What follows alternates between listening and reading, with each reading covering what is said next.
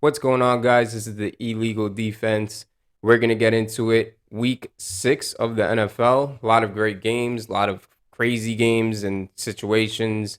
We're going to jump right into it with the first game that we're going to speak about is the Chargers versus the Browns. That was a lot of controversy there with Brandon Staley and just how he approached the game and just this crazy like analytics thing that now the NFL is really like bought into.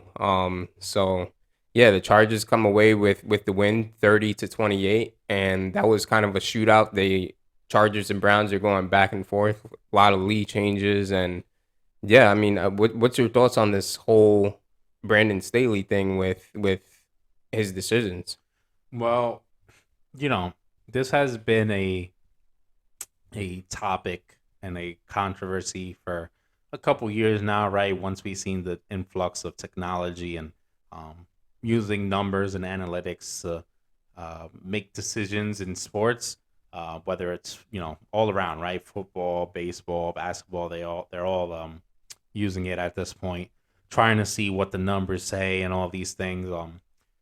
I think the problem here is sometimes people don't use it as a tool and they use it as like a almost like a bible or a guide that they need to So follow use instead of you want to you look, it's important, right? Analytics are not something that people should ignore. You're actually, if you ignore them, I feel like the media should crucify you just as much as they drag people who just who follow just analytics follow it. blindly. You know what I mean? Right. Like there is a balance, a healthy balance that needs to be found. And some people know how to do that and some people don't.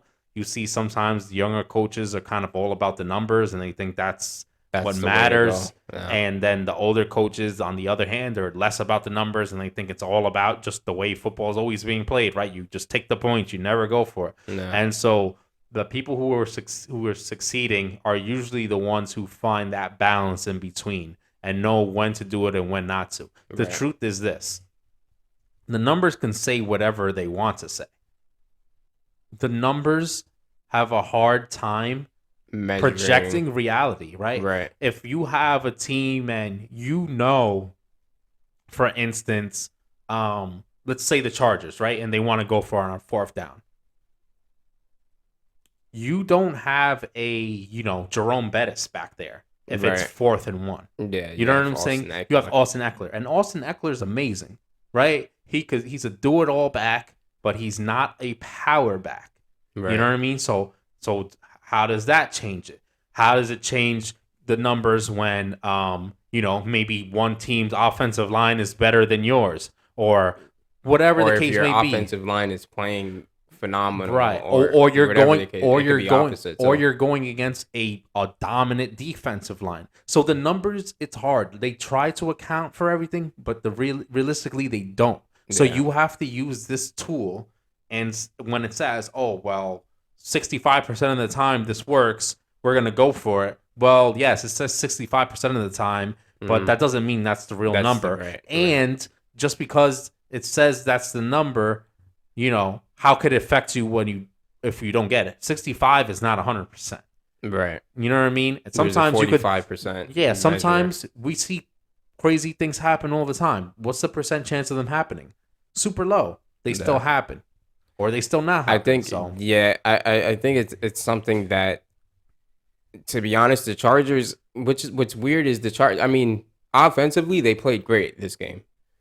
Defensively, there's a lot of questions. I don't know what's going on with their defense. It doesn't seem like it's living up to the hype that they had prior to the season starting.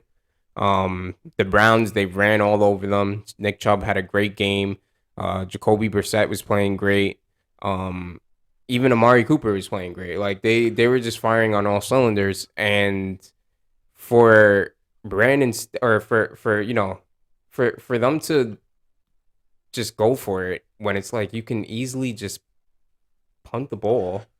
look, I don't know, man. two I things just here. feel like if you're gonna because they had this last year too. where he would just constantly go for it. It's like at some point you have to kick the ball. At some point you have to be like, you know what? Let's trust what the defense is going to give us this game. So In regards to this game, the numbers were fairly even on both sides of the ball, right? When it comes to first downs, third down efficiency, rushing yards, passing yards, time of possession, et cetera, et cetera. This was a fairly even game overall when you look at the numbers.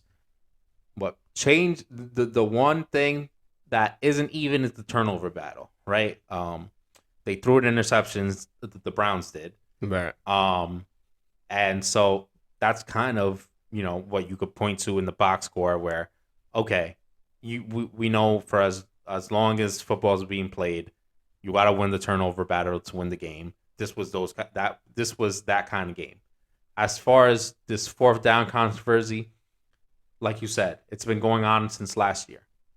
It's bad when you're getting a bunch of people upset and confused and just feeling the need to say anything when this happens and you win the game. And you win, yeah, exactly. I mean, look, when you win the game, it's like that. It is what it is, right? Then it's like usually you're kind of you're free. You're free to say, like, yeah, you get off and nobody can really say nothing. You say, oh yeah, well, we made the decision and it worked for us, and that's it. And then nobody can really tell you anything. Yeah, but when players are even tired of it right now. Yeah. The Chargers players have even shown their frustrations. He even mentioned it. Yeah, and it's like, sure, you got away with it, but when it's this clear that everyone can see, like, look, we don't want to be doing this because, yeah, we got this win, but we were lucky to get this win.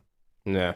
And the players, they don't want to be put in a situation where this happens again and then they lose the game when they should have won the game. You have to put yourself in position to succeed. And, Brandon Staley, he seems to be a decent coach otherwise. Right. I mean, look, they have their issues too, like other teams. Like we said, the defense isn't really living up to expectations right now. But you have Justin Herbert. They've been able to come back and get big wins against people over the years. He just needs to figure out this fourth down stuff. Yeah, he needs to figure it out because it's getting to a point where it's just like you said, the players. Once the players are kind of frustrated about it, usually players are excited about it. They're like, yeah, put the ball in my hands and let's go to work. Let's do what we could do.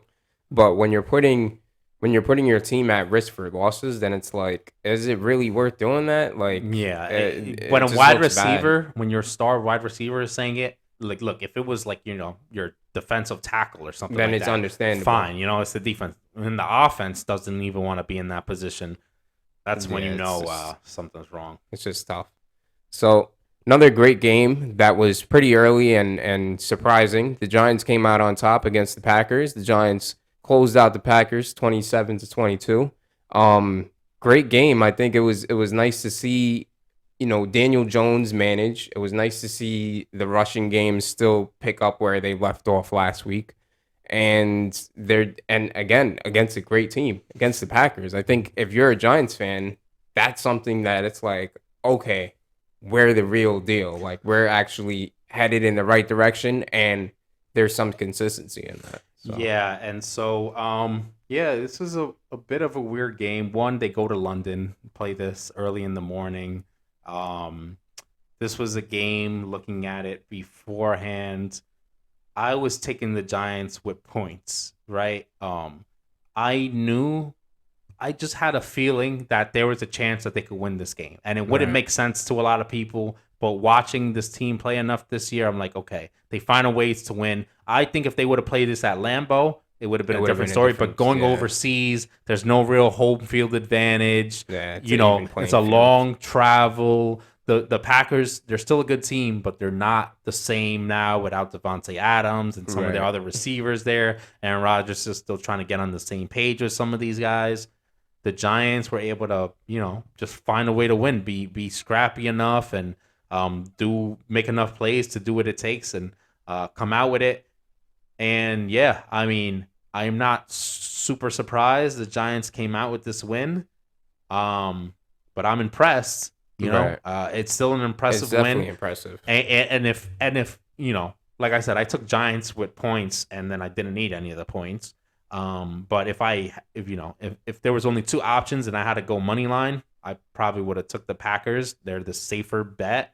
Um, so yeah, in that regard, they came in and They did what they had to they do. got a solid win as an underdog, and And I think yeah, it's also nice to see that that their front four is having an impact. It's been a while. It's been a very long time since the Giants have had a strong front four. Dexter Lawrence is having a great season. Kayvon Thibodeau, he's kind of coming into his yeah, he's role getting a now, lot of and pressure. he's Yeah. getting a lot of pressure. He's getting a lot of the pass deflections, key pass deflections, especially towards the end of the game. Rattled Aaron Rodgers a little bit, and Aaron Rodgers, we still don't really know who's going to be his main target, his main receiver. It's kind of like Dobbs is obviously he shows potential. Alan Lazard is obviously he has that history with him, and the same thing with Randall Cobb. But Randall Cobb's towards the tail end of his career. So I mean we have to really see what's going on with the Packers. But again, it was a great win by the Giants, and they did what they had to do. And Dable seems to have everybody on the same page, which is a great thing. Yeah. So next game that we have, another kind of close game and controversial game was the Chiefs versus the Raiders. The Chiefs came out on top 30-29 and took care of business, and Pat Mahomes and Travis Kelce just had a stellar game. I don't think we've seen something like that for Yeah, there's a lot of things to talk about this game, but to start it out, I mean, yeah, just the offense that the Chiefs had going in this game, in a tight one, mind you, right? But the offense that they had going, it was great to see. Travis Kelce, puts in 4 touchdowns. That's crazy. Yeah, I mean, look, it, you know, who knows what do you do? What do you do against this team, right? You do everything you can. They start off very, very slow, right? The Raiders get up to a nice lead early. The Chiefs were able to kind of cut into it before the half, and then second half they just exploded. Yeah, they keep exploding and they keep making plays. The Raiders, credits to them as well. They were able to make some real timely plays, right? That one late touchdown to Devontae Adams was... Yeah, that was crazy. I mean, look, Adams splits the defense, gets open, throws his hand up, and Derek Carr is able to step up in the pocket and put it right on him. Like, he barely has to turn around. The ball just falls right in his hand, and he makes the play. I mean, it doesn't get any better. Picture perfect, like, NFL catch, where, like, if you have a half a step on a guy, you're open, you got to hit the receiver needs to make the catch. Right. Exactly what played out there. So yeah, a fun game, but as we saw, the big thing everyone's talking about was these new roughing the passer rules in response to it's getting out of hand. It's kind of overcompensating for the things that we've seen happen to Tua and to some other players around the league with concussions. And look, we understand we want to protect the quarterback and all that, but man, some of these calls are just you can't make them because it's not football. Yeah, now it's like it's football until it comes to the quarterback. Yeah, and it can't be like that. Look, I'm all for protecting the quarterback. If quarterbacks get hit, guess what?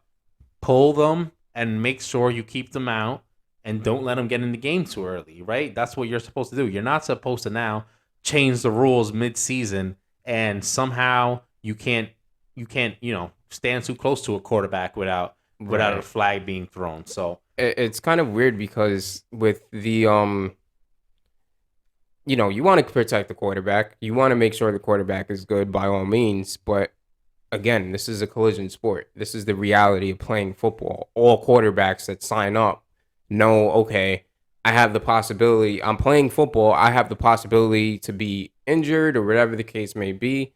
And not only is it protecting the quarterback, it's putting defensive players in danger. Chris Jones came down literally on his arm, and it was a regular sack. You would think it was just a regular, sack fumble, and he got possession of the ball, whatever. And I was confused because I was like, oh, what are they reviewing? And it's roughing the passer. And it's like the guy put his arm down. he's a big guy. You know, you're gonna have 300 out or 300-pound linemen coming down on their wrists. You could possibly break your wrist. You could possibly have injuries in your arm or whatever the case may be. And it's like, okay, so what is it? You want to protect NFL players or you want to protect the quarterback? And it's like it's just out of hand. Even the thing with Tom Brady, Yeah. it's just like, at what point? At some point, I thought it was just like, okay, roughing the passer is just gonna be like, ball. The QB gets rid of the ball. After he gets rid of the ball, takes a hit. All right, that's roughing the passer. You're doing too much. But a simple sack, it's like you can't even. How do you, as a defensive player, how do you put fear into a quarterback, and how do you put that type of like? You think Lawrence? Imagine how many roughing the passer calls Lawrence Taylor would have got.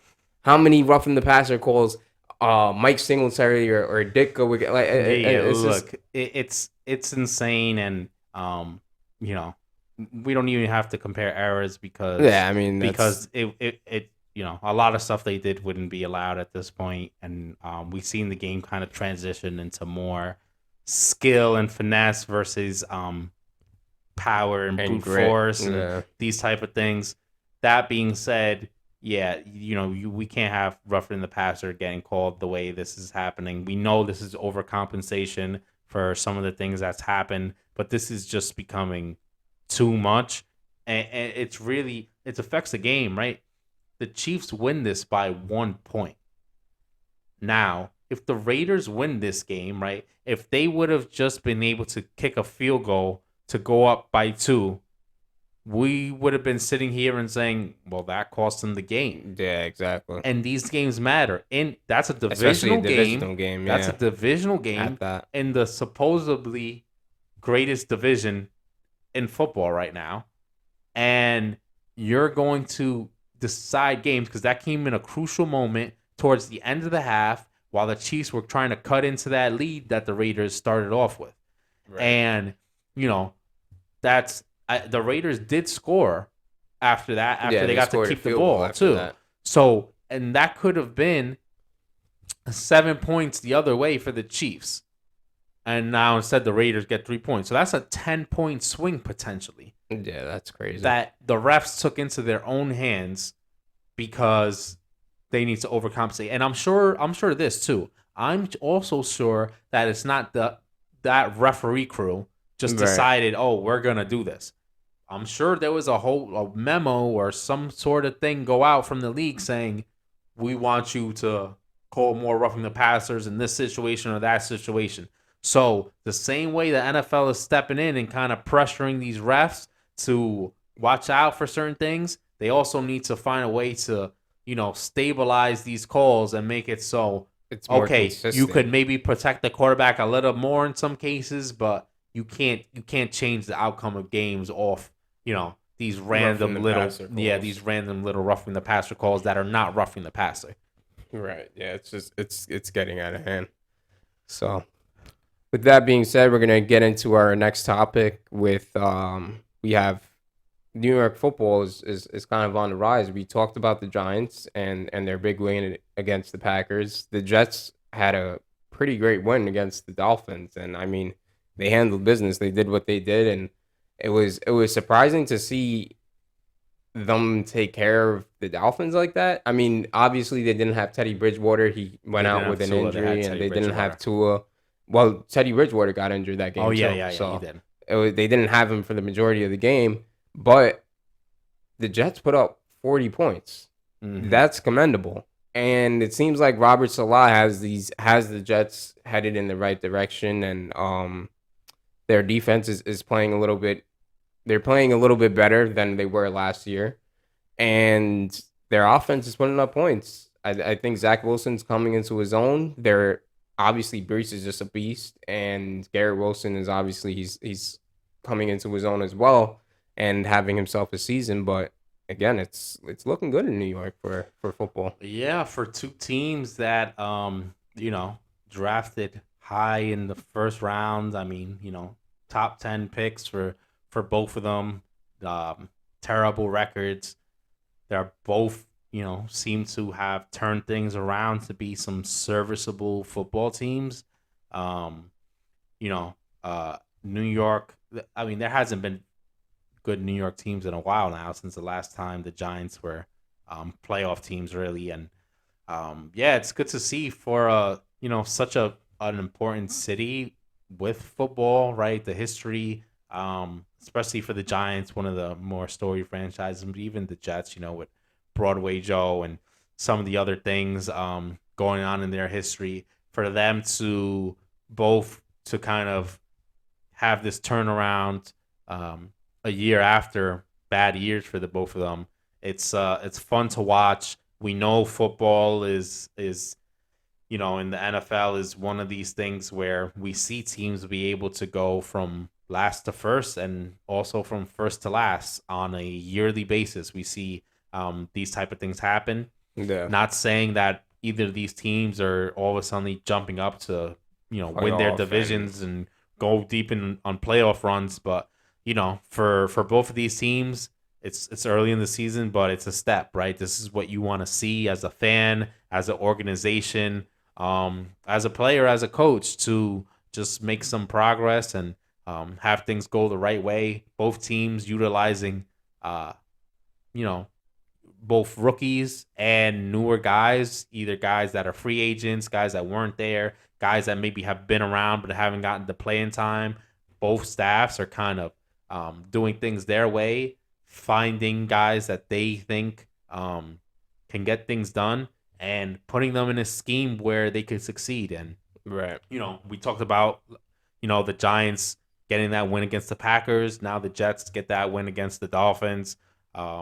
Yeah, definitely, Commendable football. commendable and something for a city with all these fans to at least have a product that they can go and watch and not Right. feel like Embarrassed to watch the embarrassed to watch a game, Giants. or you watch a game to get blown out every week and nothing goes right and you can't put up any points, you can't stop Yeah. anyone. This this is where it starts. You gotta have some competitive football, and Right. it all starts from there. And I think regardless of how the outcome of the season is, at this point, we have the Jets or the Giants sitting at 4-1, and it's kind of like for the Giants, it's been turmoil for years upon years. I mean, that's kind of been the case for the Jets, but the Giants have always been a little bit ahead of the Jets.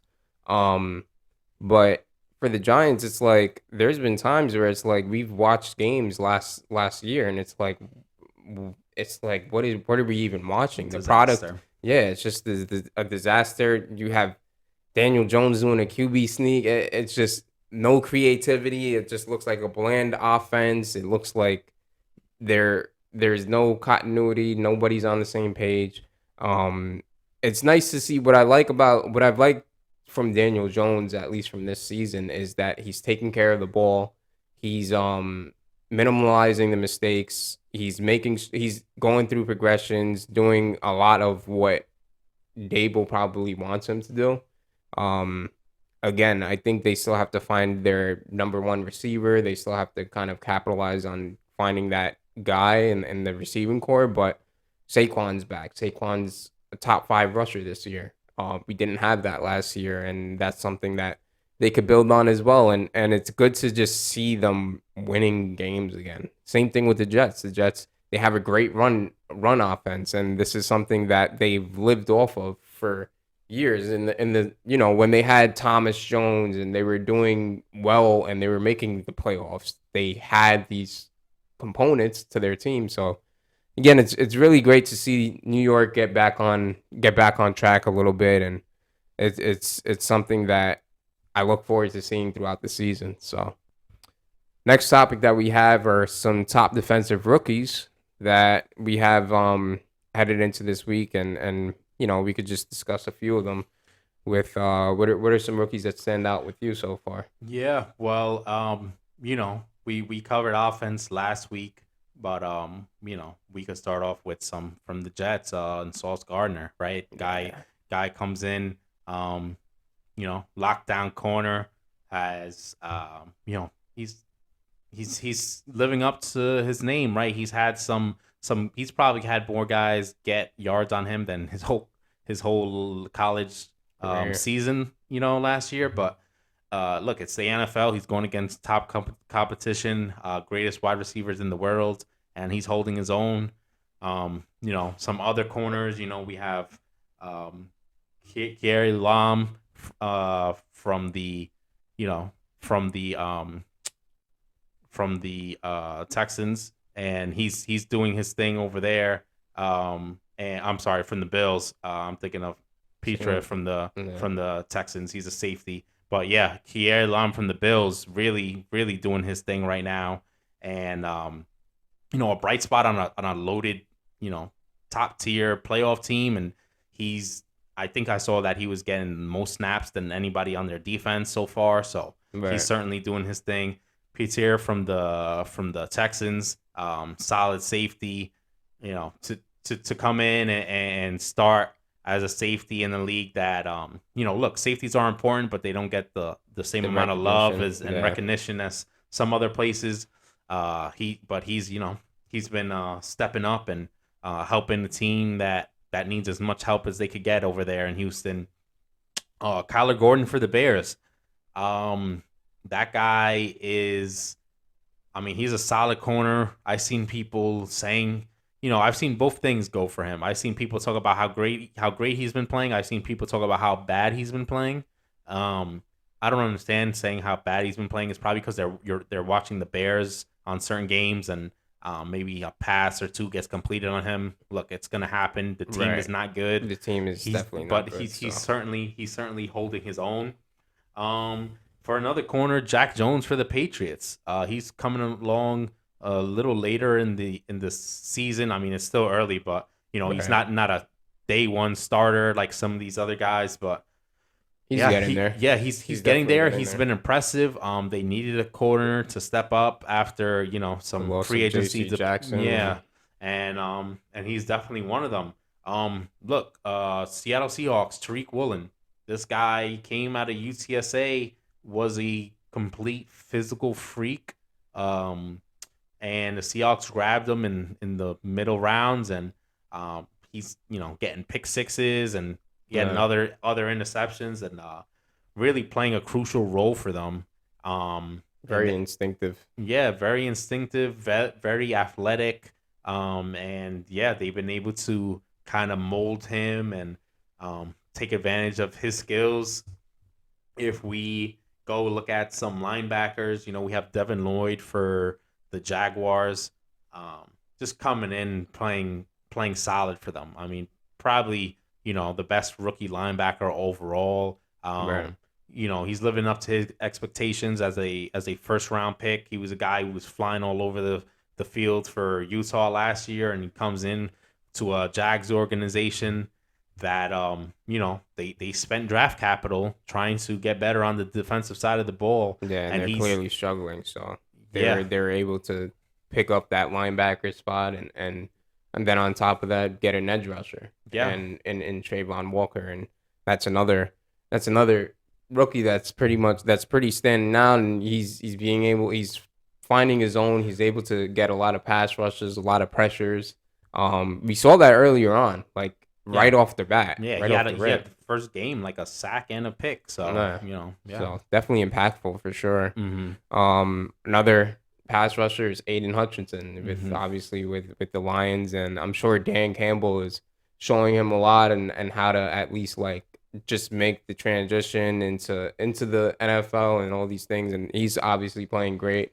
I think he's had a slow start, but again, it takes time when you're an NFL pass rusher at that, because it's like you have to get used to the speed of dealing with bigger linemen. You're not the big dog anymore. Like, and Aiden was somebody that he kind of dropped in the draft. Like, people kind of had him as like, all right, we think he's the first guy, and then Trayvon Walker out of nowhere, everybody's like, yeah, he's the guy. But I think he's showing some promise. So yeah, and then we have the hard knock star Malcolm Rodriguez, or Rodrigo as they call him. Rodrigo. But yeah, look, he was playing great in preseason. The Lions clearly love that guy, and he's been stepping up for that team. And another team that kind of invested in their defense to try and get better. As a total, they still have some work to do, but he's been a bright spot and somebody that's shown that he can play in this league and be a starter as a rookie late round pick. So yeah. Right.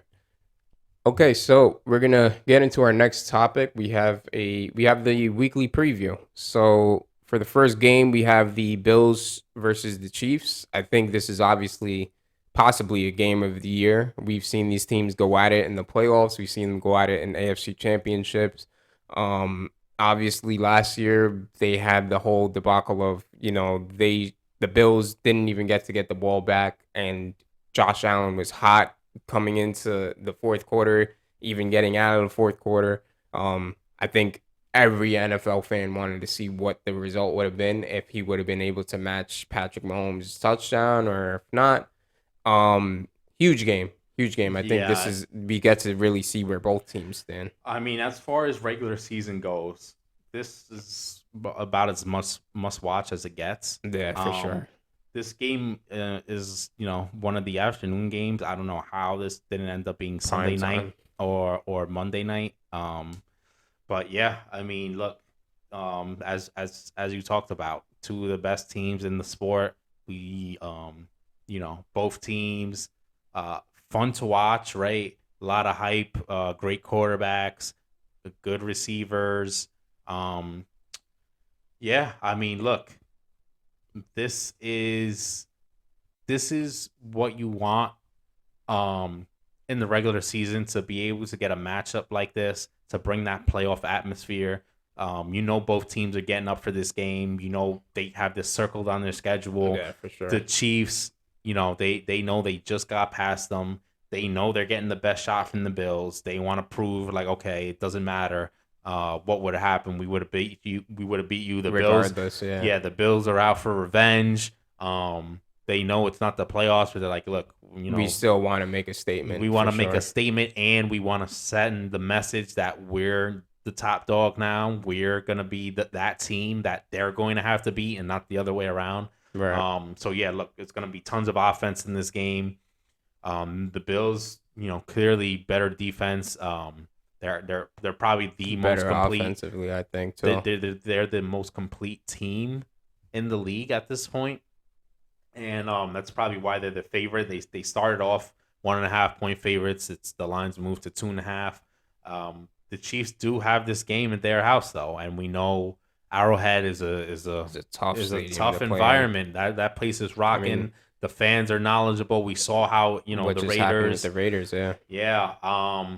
And yeah, so this is absolutely must watch TV for an NFL fan, and I'm sure all eyes will be on this game for sure. And this game, what I want to see is how the Chiefs defense responds, because the Chiefs, I mean, Chris Jones has been playing great this season. I think he's a defensive player of the year candidate so far. But they've lost Tyrann Mathieu. They've also lost on the offense. They've lost to Tyreek Hill. So in this season, we've seen a lot of Patrick Mahomes going through progressions a lot more. They haven't really been able to take the top off of defenses the way that they are with Tyreek Hill, being that he has that speed, that game-changing speed. But again, Patrick Mahomes has adjusted. He's looked great this year so far.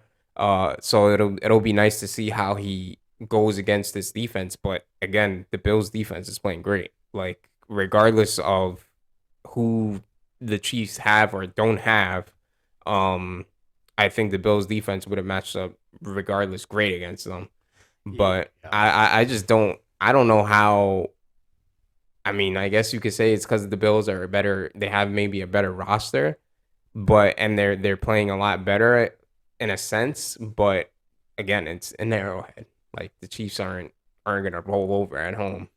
Yeah, and we know Patrick Mahomes has that that flair, that he comes to play. He performs under the pressure. He performs when the lights are on. He's not some other quarterbacks in the NFL that maybe that we know of. Yeah. So but it's gonna be a tough one, right? The Bills are gonna be there. They're gonna come to play, and like you said, the big thing to watch here is that Kansas City defense. We know the Bills has a solid offense. We know the Bills have a solid defense. We know the Chiefs have a solid offense. Sometimes it's more sporadic than others, but they come to play. The Chiefs defense is the Is outlier here. yeah, That's the weakest link of the whole thing right, in total. So now, can the Chiefs defense step up to this challenge and put themselves in position to win this game? Because Patrick Mahomes could do whatever he wants. If you're just gonna let Josh Allen walk down the field every time, right. you're gonna lose. You're gonna There's definitely lose nothing that. Patrick Mahomes is gonna do, So, yeah, we'll see if that Chiefs defense can step up to the challenge. It'll probably be more so. Look, you're not gonna completely stop that Bills offense, but what you can do is force Limit some them. turnovers, Yeah, right? That's how. If you're the Chiefs, you need to win the turnover battle. The turnover battle here, and put yourself in some positions to get some easy scores and capitalize off those, and that's the way that you can go and win this game and take advantage of your crowd will be going crazy. Maybe look, you put some pressure on the Bills. They have some turnovers. Now you put them in situations where when it's third down and long, the crowd's going crazy. You you get gotta some delay delay the a game or games. something Yeah, like that, and those things add up. And now in the next time they're in the same situation. Now they're down, yeah. from 3 points. Now You they're 10 saw points, and it builds the pressure yeah. and it works. We saw what happened when the Ravens got a lot of turnovers on them, Mm-hmm. and the Ravens weren't able to put up points. The Chiefs, I think, they have that firepower to do so. Mm-hmm. But heading into the next game that we're gonna review is the Cowboys versus the Eagles, a divisional game. Interesting to see because the Eagles are obviously the last undefeated team. The Cowboys, they're somehow rallying, and Cooper Rush is getting it done. He's managing. He's doing what he could do. And a not talked about enough thing I feel like is the Cowboys front four. Oh well, They're yeah. playing great, and they were able to stop the Rams last week. And again, they may be able to stop the Eagles. Who knows? This is the divisional game, so it's kind of a toss up. Although they don't have Dak, they do have Cooper Rush, and he's been playing great. He hasn't been making big mistakes. He's been taking what the defense gives him, and again, it's definitely a winnable game. But I mean, we'll see what happens. So Yeah, I kind of see this as I think it's going to go two ways to me. I think it's either going to be um, a game. I think this game is going to come back down to quarterback play. I know, the Cowboys have a great defense this year. They've been playing well. It's going to be one of these quarterbacks is going to fold somehow. yeah, It's either for going to sure. be the game that Jalen Hurts kind of drops back down to earth and he's not able to get the job done, Right, or it's going to be Cooper Cooper Rush. Rush's hot streak cools off and he's not able to, keep putting up points against a Philadelphia Eagles defense. So that's the way I see it. I don't think this is going to be I don't see how both of these quarterbacks are going to come Have out great and games. Yeah, have the same type of success they've been having the rest of the year, and it's going to be some fought out, close game. right. I think one of these quarterbacks is going to do what needs to be done, and one of them is not, because it's just when you get this far, we're not very far into the season, but it's enough games where look, something's got to give. Both of Yeah, you guys are not going to have this type of. these I don't want to call it luck because look, their performances have been a result of them coming prepared and making the right reads and all this stuff. But no. something's got to give here, and I think one of these quarterbacks' luck is going to run out to drop this game. I'll tell you this much. I think if Cooper Rush wins this game, Dak has a lot to worry about because I don't know how you go in. I don't know how you go into the following game where it's like, all right, guys, we have Dak back. Let's go and let's rally with Dak. Like it seems like this team they like Cooper Rush because it has way less to do with like, all right, Cooper Rush got the job done against an undefeated Eagles team. let's just give him the starting spot. It's like you could tell receivers like the guy, you could tell running backs like the guy, like the tight end likes. I mean, Dak likes him for all we know. But again, if Dak, what I will say is this actually.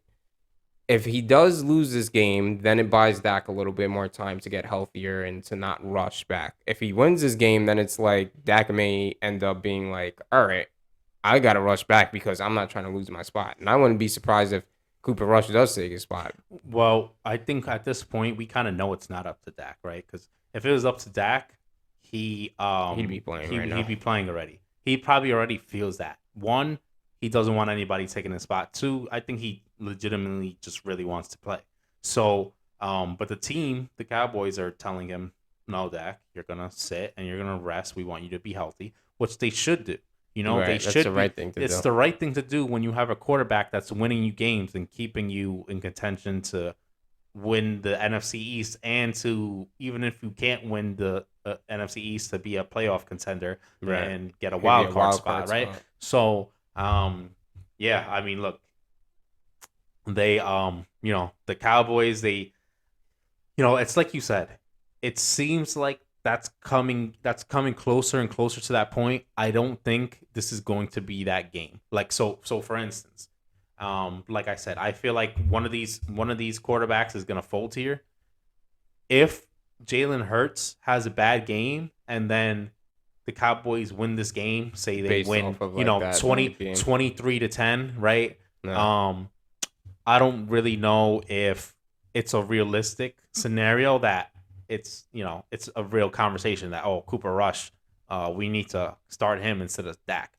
However, if it becomes a close game that's a shootout and then Cooper Rush wins it, I think that gets a lot closer to that narrative. And I still think there would need to be another More of a big game or two for him to win No. to really There has make- to be more of yeah, a statement. Yeah, because you got to put up together a better case. I mean, look, their week against their win against the Rams last week was impressive, but also they held the Rams to 10 points. That's a tribute to their defense. Right. You know what I mean? So, look, Cooper Rush is nothing to take away from Cooper Rush. He's getting the job done. He's able to run that offense. He's able to move the ball. But yeah, I think we're still a ways out from anything becoming even somewhat of a possibility With a change of with quarterback. a change of a real quarterback there. So next game that we're gonna get into is the Broncos versus the Chargers. I would like to see a lot more from the Broncos. Yeah, I mean, look, I think a lot of people, Yeah.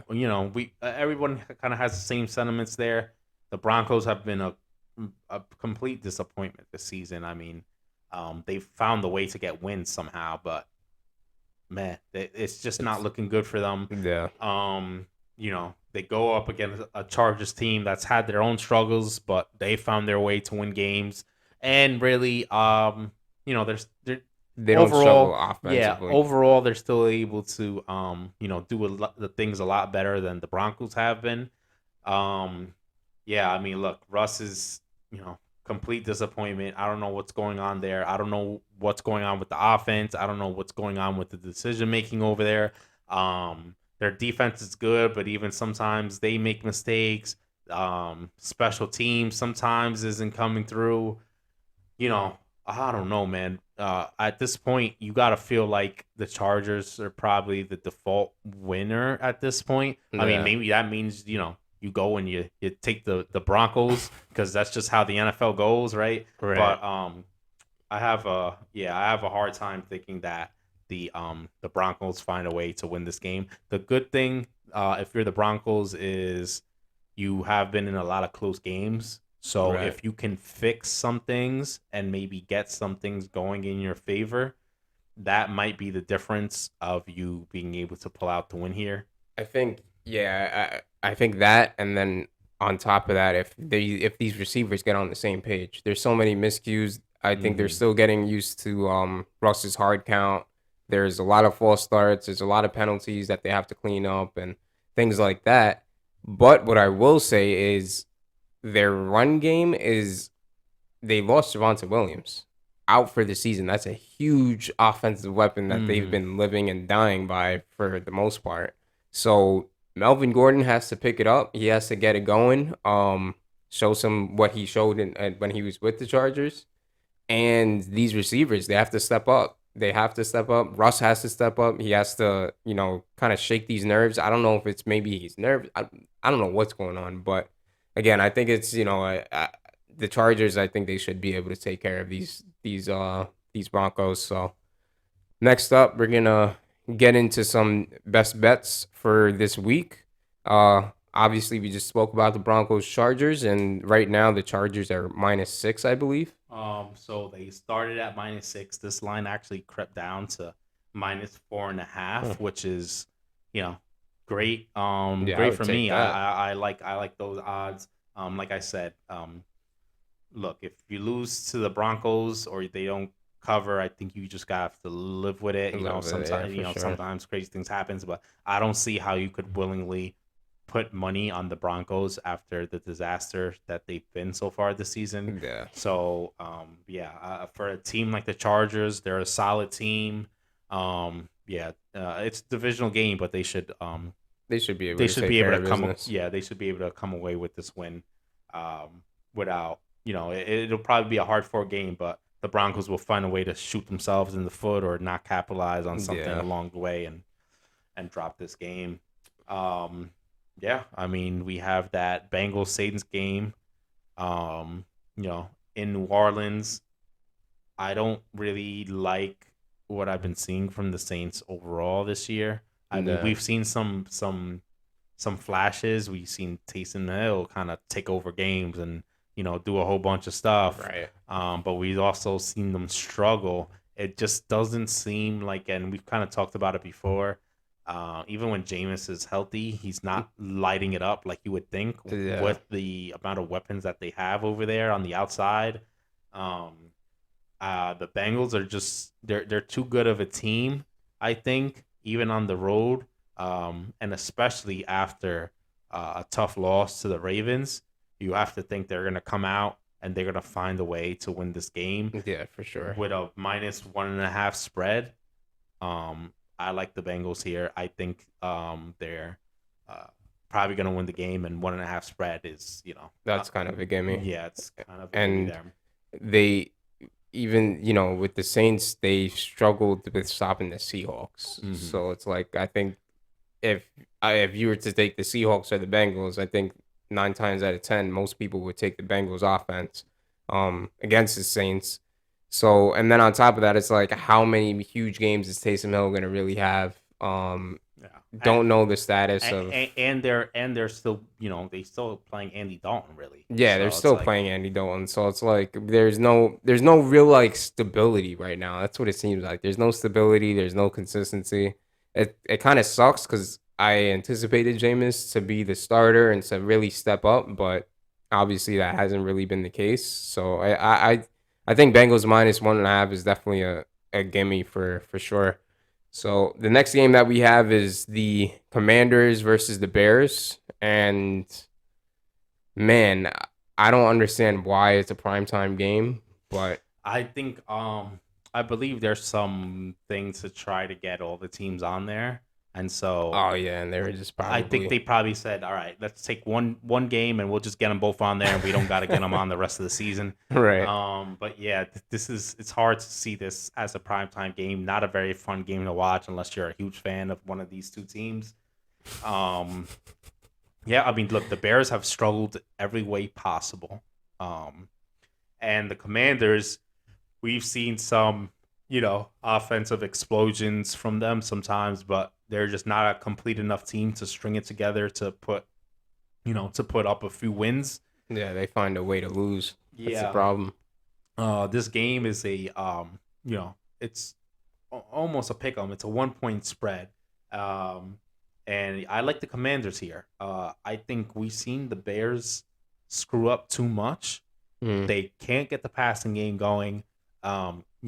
Usually Justin Fields finds a few ways to do some spectacular things throughout the game, but it's never going to it's be not enough enough. with Yeah, with how they have their things set up, unless it was, and I actually didn't check the weather for this game. That's the only That's a way. big factor. That's how I could see the Bears winning. If it's a horrible weather game in Chicago, then they have an advantage because then somebody like Justin Fields is able to use his physical gifts and kind of take over the game, and they just kind of turn this into a game where you're just running the ball and playing defense, and that's a game where the Bears did succeed already, first game of the year against the 49ers over there. Right. If that was to be the case, then okay, then I like the Bears, but otherwise, look, Carson Wentz. We've seen Ron Rivera talk about the QB play. He's kind of walked it back since then. But yeah, look, it's an odd thing because we've seen Carson Wentz actually light it up already a few times this year. Yeah. It's just usually not enough for them to win. It's not in enough time. He takes too long to get started. Against a Bears team, it almost doesn't matter when he. I mean, the Bears are not putting up 30 points. So Yeah. If Carson Wentz kind of gets it going at any point, you got to figure they're probably a walk in, for a win. And if it's a close game, they still have the firepower. Look, they have tons of weapons. Carson Wentz is not consistent. He's not dependable, but he's got enough weapons and he has enough talent for it to work whenever he decides he wants it to work, I guess, at this point. Yeah. So yeah, in a close spread like this, usually I'd lean towards the home team. With the Bears being the home team, I'll go with the Commanders, even how bad they've been playing. All right. So with all that being said, I think we've covered enough with the NFL. Thank you guys for watching. We're gonna get back to it next week with Week 7 and dive into more games and more previews and a lot more other topics that we like to get into. So again, thank you guys for watching. Comment, like, subscribe. We want to hear from you guys. We want to hear what things that you might want to hear from us or just some general comments. So again, thanks for watching and have a great night.